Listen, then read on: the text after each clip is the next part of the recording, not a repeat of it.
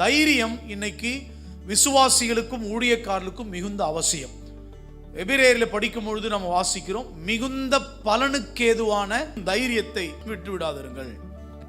ஆங்கிலத்திலே never give up your confident, உங்களுடைய நம்பிக்கையை, இந்த பக்கம் தைரியத்தை, இவைகளை விட்டுவிடாதிருங்கள் என்று சொல்றாரு. தைரியம், உங்கள் மிகுந்த பலனுக்கேதுவான தைரியம். தைரியத்தை இழந்து கோழை ஆயிட்டீங்கன்னா அவன் என்னை அவமானப்படுத்திடுவான், இந்த பிரச்சனை என்னை அவமானப்படுத்தணும், இவங்க எனக்கு விரோதமாக எழும்புவார்கள், எனக்கு இப்படி நடக்கும் அப்படி நடக்கும், இப்படிலாம் நினைச்சிங்கன்னா உங்களுக்கு அந்த தைரியத்தை பிசாசு இழக்க பண்ணி பயத்தை கொடுத்து, பயத்தின் மூலமாய் நீங்கள் என்ன நினைக்கின்றீர்களோ அது அப்படியே உங்களுக்கு நடக்கும். ஆனால் தைரியத்தை இழக்காமல் ஜெபிக்க ஜெபிக்க ஜெபிக்க ஜெபிக்க, தீர்மானமாய் ஜெபிக்க, உங்களுக்கான எல்லா வாசல்களையும் ஆண்டவர் திறந்து கொடுப்பார். ஒரு ஜோர ஆமென் சொல்லுங்க பார்க்கலாம். எல்லா ஆசீர்வாதங்களுக்கும் அஸ்திபாரம் கடவுளை தேடுதல்.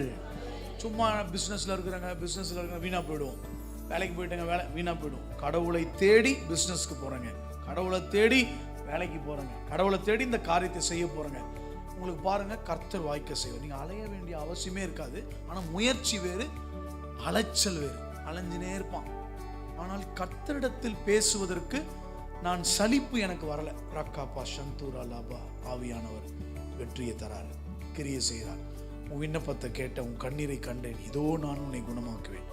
எந்தெந்த விஷயத்தில், not only body pain, health problem, அதில் இல்லை, ஆசீர்வாதம், பொருளாதாரத்தில் டம்மி ஆயிடுவேன், அதில் குணமாக்குதல் வேண்டும். நல்ல ஞானம் இல்லாமல் தோத்து போயிடுவேன், அதில் குணமாக்குதல் வேணும்.